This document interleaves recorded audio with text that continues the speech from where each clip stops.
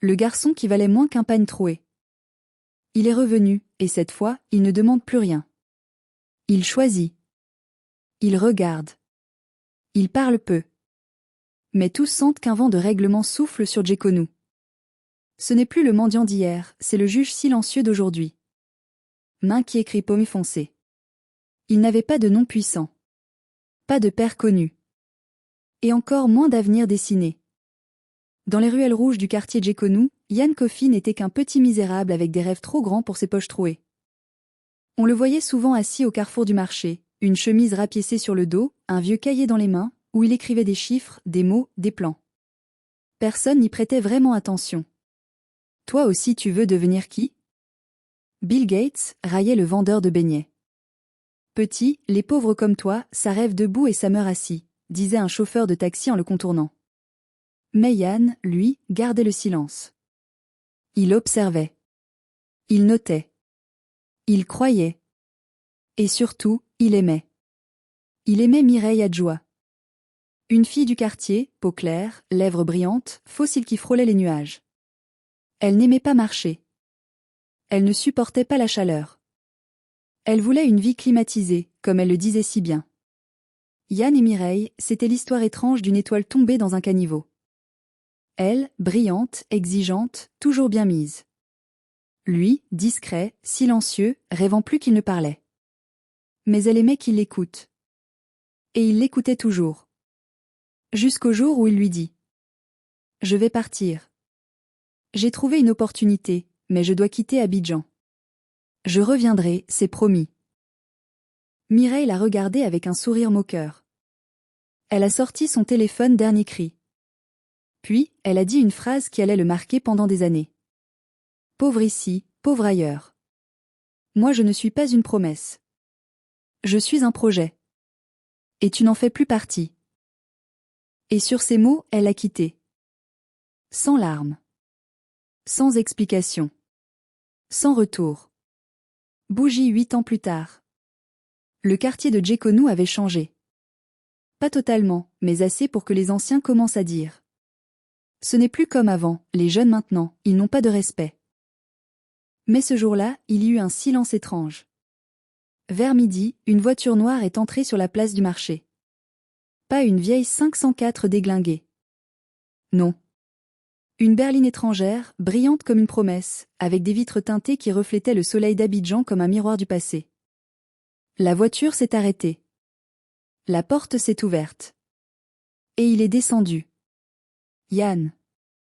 Le même, et pourtant plus du tout le même. Costume sur mesure. Montre scintillante. Démarche lente, assurée. Un regard, calme, mais coupant. Les femmes ont commencé à chuchoter. Les hommes ont cessé de parler. Même les commerçants se sont tus. Ils ne parlaient pas. Ils regardaient. Ils reconnaissaient. Les rues. Les murs. Et les visages. Il est passé devant le vendeur de beignets. Celui qui s'était moqué de lui. Sans un mot. Il est passé devant le chauffeur de taxi. Celui qui lui avait dit qu'il mourrait pauvre. Sans un regard. Puis, il est arrivé devant la boutique de Mireille. Oui, parce que Mireille avait évolué. Elle avait ouvert un petit commerce de vêtements. Elle s'était mariée à un homme riche, mais l'homme l'avait trompée, ruinée, et laissée avec un enfant et des dettes. Quand elle l'a vue à travers la vitre, elle a cru qu'elle rêvait. Elle a essuyé ses lunettes. Elle a remis ses cheveux. Et elle a souri. Mais Yann n'a pas souri. Il a regardé. Longtemps. Comme on regarde un tableau qu'on n'a plus besoin d'admirer. Et il est reparti. Sans un mot. Sans un signe. Les larmes de celle qui se croyait intouchable. Mireille pensait qu'il reviendrait un jour, mais à genoux. Qu'il l'implorerait, qu'il pleurerait pour elle. Ce jour est enfin arrivé. Mais c'est elle qui n'a pas pu retenir ses larmes. Car l'homme qui se tenait devant elle n'était pas un ex. C'était un miroir. Et ce qu'elle y vit la brisa. Minquier Cripomi foncé narration. Le lendemain du retour de Yann, le quartier entier ne parlait que de lui. On racontait que la voiture venait de Dubaï. Que sa montre valait 2 terrains. Qu'il avait une maison avec piscine à Bingerville. Et qu'il allait organiser une cérémonie. Une grande. Une mystérieuse. Une invitation privée. Un tri entre ceux qui l'avaient soutenu et ceux qui l'avaient ignoré. Mais pendant que tout le monde spéculait, Mireille, elle, ne dormait plus. Elle passait la nuit à fixer le plafond, les yeux ouverts, le cœur fermé. Pourquoi n'a-t-il rien dit? Pourquoi ne m'a-t-il même pas regardé comme une connaissance? Elle avait pourtant tout calculé. Si un jour il revenait, ce serait à elle qu'il reviendrait. Elle l'aurait accueilli, l'aurait peut-être pardonné, joué à la femme généreuse. Elle aurait repris sa place, parce qu'après tout, elle l'avait connu pauvre. Mais non. Il ne l'avait ni salué, ni reconnu, ni insulté. Et cette absence de réaction faisait plus mal qu'une gifle. Souvenir d'un miroir. Mireille s'approcha du miroir accroché dans sa chambre. Un miroir ovale, fendu dans le coin. Elle l'avait acheté avec son ex-mari, le fameux riche homme d'affaires qui l'avait abandonné pour une fille plus jeune. Elle se regarda attentivement. Le maquillage ne cachait plus les cernes. La perruque était usée. Le rouge à lèvres débordait un peu. Ai-je changé à ce point, murmura-t-elle. Mais ce n'était pas son visage qui la dérangeait. C'était ce qu'elle ressentait, une brûlure sourde de regret. Bougie l'invitation. Le 3e jour, une enveloppe dorée fut déposée à sa boutique. Pas remise en main propre. Non. Déposée. Anonymement. Une carte, simple et élégante. Yann Coffey vous convie à un dîner privé à la Villa Ébène. Tenue exigée. Présentez cette carte à l'entrée.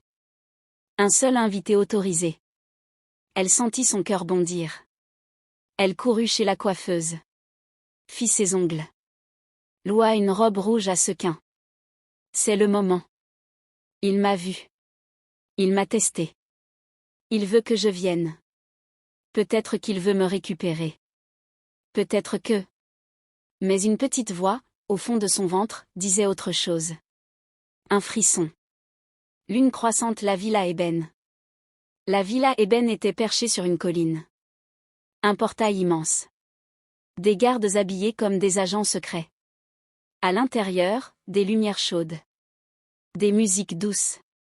Un jardin illuminé comme un conte. Mireille entra, tenant la carte comme une arme, ou peut-être un bouclier. Elle n'était pas la seule. Il y avait une vingtaine de personnes. Toutes connues du quartier. Mais toutes, visiblement mal à l'aise. Le décor était somptueux, mais l'atmosphère était étrange. Pas de fête. Pas de rire. Plutôt un silence tendu. Comme si chacun était là pour être jugé. Puis, Yann est apparu. Costume crème. Chaussures en cuir patiné. Sourire discret.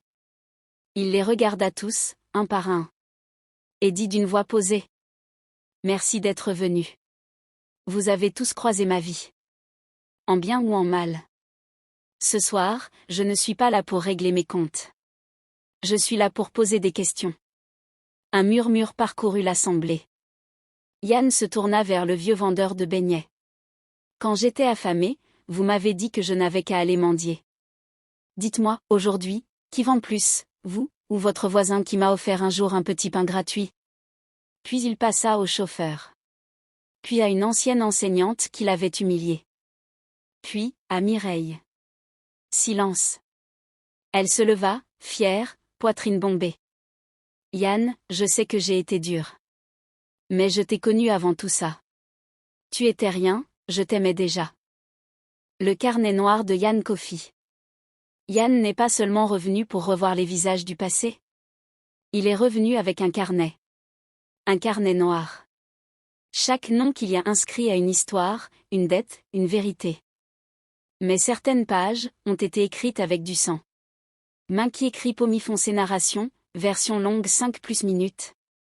Après le fameux dîner à la Villa Ébène, le quartier de Djekonou entra dans une période étrange. Les gens se saluaient avec prudence. Les commérages devinrent silencieux. Même les rires semblaient forcés. Pourquoi? Parce que tous avaient vu le regard de Yann Coffey. Un regard qui n'était ni joyeux, ni cruel. Mais lucide.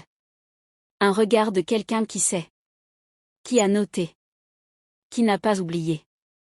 Carnet. L'apparition du carnet. Le lendemain du dîner, un jeune livreur déposa une enveloppe noire dans les maisons de 6 anciens voisins de Yann. À l'intérieur, une seule feuille, soigneusement tapée à la machine. Votre nom figure dans le carnet noir de Yann Coffey. Ce n'est pas une menace. C'est une mémoire. Et en bas, une heure. Un lieu. Et une signature à l'encre bleue. Parmi les destinataires. Le directeur de l'école où Yann avait été renvoyé pour impayé. Un ancien ami qui l'avait trahi pour de l'argent. Et surtout, Maman Sita, la vendeuse de riz au coin de la mosquée. Riz cuit le passé ressurgit, Maman Sita. Tout le monde aimait Maman Sita. Elle servait son riz gras avec le sourire. Elle plaisantait, elle offrait même des cuillères gratuites. Mais peu savait ce qu'elle avait fait 8 ans plus tôt. Yann, affamé, était venu lui demander un plat. Il avait promis de la payer plus tard. Elle l'avait regardé froidement. Et devant tout le monde, elle avait vidé une marmite bouillante à ses pieds en disant « Mon riz n'est pas pour les rats de caniveau ». La scène avait marqué Yann au fer rouge. Ce jour-là, il était reparti sans un mot, pieds brûlés. Mais il avait noté. Construction de maison le rendez-vous. Le soir venu, les 6 personnes invitées dans l'enveloppe noire se retrouvèrent dans un ancien entrepôt transformé en salon privé. Une pièce silencieuse, éclairée par des bougies. Un cercle de chaises. Et au centre, une table. Sur la table, le carnet noir. Un vrai. Pas un mythe. Cuir épais. Coins abîmés. Fermoir doré. Yann entra, salua d'un hochement de tête. Il posa sa main sur le carnet. Ceci n'est pas un livre de vengeance. C'est un livre de vérité. Je ne suis pas Dieu. Mais je suis le gardien de ce que vous avez été pour moi. Ce que vous m'avez fait, je l'ai écrit. Ce que vous m'avez refusé, je l'ai gravé. Puis, il ouvrit le carnet. Et commença à lire. Nom après nom. Fait après fait. Balance le verdict silencieux. Il ne cria pas. Il ne menaça personne. Il raconta. Avec des détails précis. Des dates. Des lieux. Des phrases que les gens avaient oubliées, mais que lui avaient gravées à jamais. Chaque récit était comme une gifle froide. Et à chaque fin de récit, il fermait le carnet, levait les yeux, et disait « Je ne vous en veux plus. Mais je ne vous fais plus confiance. » Cette phrase, répétée 6 fois, fit plus de mal que n'importe quelle insulte. Feu la page blanche. Mais au fond du carnet, il y avait une page blanche. Yann la regarda longtemps. Puis il sortit un stylo, et dit calmement. Il reste une personne. Son nom n'est pas encore inscrit. Parce qu'elle, je ne l'ai pas encore jugée. Je veux l'écouter. Je veux savoir pourquoi elle a fait ce qu'elle a fait. Tous les regards se tournèrent. C'était Mireille. Elle se leva, tremblante. Je ne savais pas que tu réussirais. J'ai eu peur de mourir pauvre, comme ma mère. J'ai fait ce que font toutes les femmes qui veulent survivre. Yann la regarda en silence. Longtemps. Puis, il écrivit lentement. Mireille Adjoa a décidé. Et referma le carnet. La vengeance peut vider le cœur. Le pardon, lui, peut le remplir. Mais Yann Coffey n'était pas revenu pour pardonner à tout le monde. Il cherchait un héritier. Quelqu'un qui avait vu, sans frapper. Quelqu'un qui n'avait rien, mais qui avait offert. Et cette personne ignorait encore qu'elle allait être mise à l'épreuve. Minky écrit Pomi font ses narrations. Dans les jours qui suivirent l'épisode du carnet noir, quelque chose changea dans l'air de Djekono. Le quartier, autrefois bruyant et insouciant, était désormais suspendu à un seul nom, Yann Coffey. Les plus jeunes rêvaient de lui ressembler. Les plus âgés baissaient les yeux quand il passait. Et les femmes, chuchotaient, s'interrogeaient, se maquillaient plus que d'habitude. Mais Yann, lui, était ailleurs. Son regard ne cherchait ni l'amour, ni la gloire. Il cherchait quelqu'un. Quelqu'un qui ne voulait rien de lui. Quelqu'un qui n'était pas là quand il avait réussi, mais quand il n'avait rien. Et ce jour-là, il demanda à son chauffeur de l'emmener au vieil atelier de couture de sa mère. Le retour à la case couture. C'était une petite bâtisse abandonnée, à l'entrée de Djekonu. Les tôles rouillées, les fils pendants, les boutons éparpillés sur le sol. Là, il avait grandi. Là, sa mère recousait des habits pour survivre. Là, il avait pleuré, ri, rêvé. Mais ce jour-là, une silhouette se tenait devant la porte, un jeune homme maigre, en tome, tenant une machine à coudre cassée. Il leva les yeux. Son visage s'illumina. Tonton Yann ? C'est vraiment toi ? Yann plissa les yeux. Tu es Eric. Le fils de ma Esther. Ma mère t'a un jour donné un sachet d'eau quand tu étais assis là, sous le soleil. Tu avais pleuré ce jour-là. Elle m'avait dit, tu vois ce garçon ? Il vaut plus que tout l'or de la ville. Souviens-t'en. Yann ne répondit pas. Mais il sourit, légèrement. Ampoule électrique l'idée. Ce soir-là, Yann prit une décision. Il demanda à son équipe de construire une tente au centre du quartier. Une tente noire, élégante, mystérieuse. À l'entrée, un simple panneau. Test final. Une seule personne. Une seule chance. Aucune explication. Pas de liste. Pas de nom. Mais ceux qui avaient un cœur pur le sauraient, disait-on. Le lendemain, Eric se présenta devant la tente. Il portait la même chemise que la veille. Pas de bijoux. Pas de chaussures neuves. Juste ses rêves et sa machine réparée. Un garde lui fit signe d'entrer. À l'intérieur, Yann, seul, assis sur un fauteuil. L'épreuve. Yann ne parla pas longtemps. Il lui tendit une enveloppe brune. Voici un chèque. Une somme que tu n'as jamais vue. Une seule condition, tu le prends, et tu ne me poses aucune question. Tu ne cherches plus à me revoir. Tu disparais avec l'argent. Eric regarda l'enveloppe. Puis Yann. Puis l'enveloppe. Son cœur battait fort. Sa mère était malade. La maison était en ruine. Sa petite sœur n'avait plus de cahier. Cet argent pouvait tout changer. Mais quelque chose en lui le dérangeait. Il reposa l'enveloppe. Et dit. Tonton, tu peux garder ton chèque. Je ne veux pas acheter ma paix. Je veux la construire. Si tu veux me tester, alors donne-moi un travail. Pas une échappatoire. Silence. Long silence. Puis, Yann se leva. Avança vers Eric. Et l'enlaça. Tu viens de réussir le test que tout le quartier a échoué. Bâtiment de bureau le futur s'écrit. Une semaine plus tard, une nouvelle boutique ouvrit ses portes dans le quartier. Un grand bâtiment vitré, avec une enseigne. Coffee et fil haute couture éthique. Responsable général, Eric Essan. Les gens furent choqués. Mireille, elle, fit une crise de jalousie. Mais Yann, lui, était en paix. Il avait enfin trouvé ce qu'il cherchait. Un cœur pur dans un quartier blessé. On croyait qu'il était revenu pour prouver quelque chose. Pour régler ses comptes. Pour distribuer des leçons. Mais la vérité était bien plus profonde. Yann Coffey n'était pas revenu pour lui. Il était revenu pour laisser ce qu'il n'aurait jamais pu emporter. Minky écrit Pomi foncé narration, version longue 5+ minutes. Le quartier de Djekonu avait retrouvé une forme de calme. Mais ce n'était plus le calme de l'insouciance. C'était le calme après la tempête. Le silence qu'on entend quand on a vu, la grandeur déguisée en poussière. Yann Coffey était redevenu une légende vivante. Chaque soir, les enfants racontaient son histoire. Les femmes se coiffaient devant ses photos. Et les hommes, eux, parlaient moins. Ils savaient désormais que même un rat de caniveau pouvait devenir lion du palais. Mais alors que tous pensaient que Yann allait s'installer définitivement, ouvrir d'autres boutiques, peut-être même se marier, il annonça une nouvelle surprenante. Je repars. Avions le départ inattendu. Il vendit la villa à Eben. fit don de sa voiture à une école technique. Et remit toutes les actions de sa société à Eric et à 2 autres jeunes entrepreneurs du quartier. Certains pensaient qu'il préparait un coup.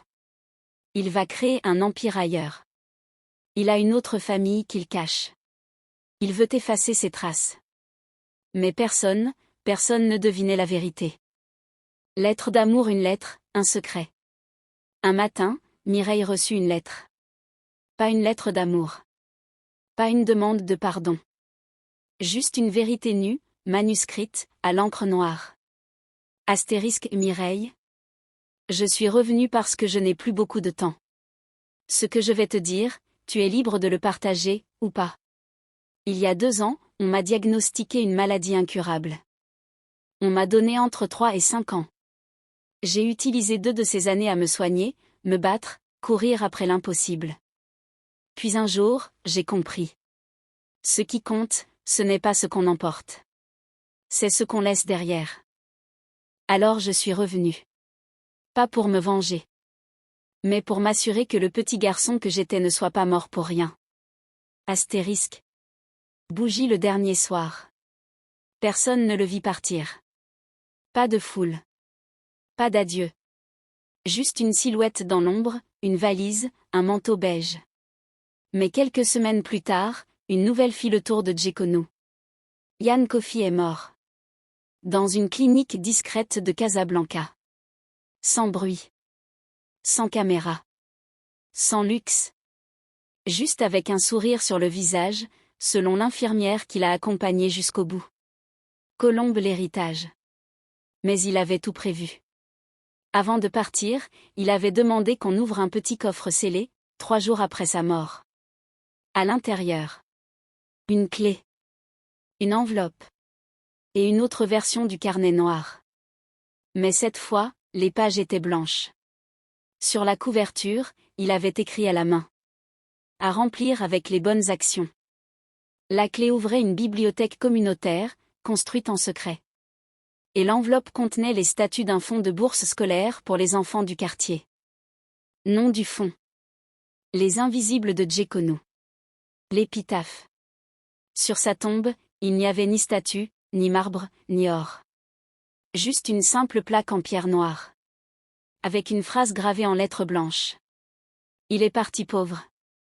Il est revenu riche. Mais ce qu'il a laissé est plus grand que tout ce qu'il a gagné.